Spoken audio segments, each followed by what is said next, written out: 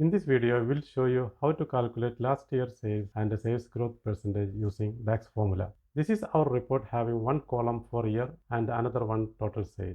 We have created measure last year's sales using the same period last year function. The same period last year function in DAX does shift the period 1 year back from the current filter context. For example, if the current filter context is set to the year 2021, the last year sale measure will show the total sale for the year 2020. We can achieve the same result using parallel period or date add functions. When you use these functions, they respect the existing filters applied to your data model. Next, we will calculate sales growth using two methods. First method, direct percentage calculation. Our measure name is growth percentage. The divide function used to calculate the percentage increase.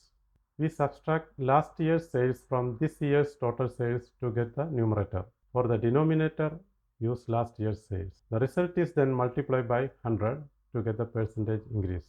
Second method is growth factor calculation. We use this formula. We divide the total sale by last year's sale. This calculates the ratio of this year's total sales to last year's sale.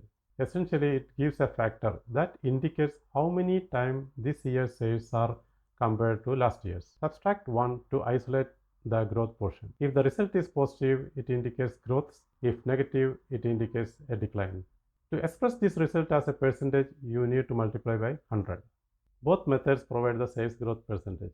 In the first method, percentage increase directly. In the second method, converts the growth factor into a percentage increase. Choose the method that works best for you and track your sales growth with ease. To learn more about the DAX and Power BI, contact us for more details. Thanks for watching.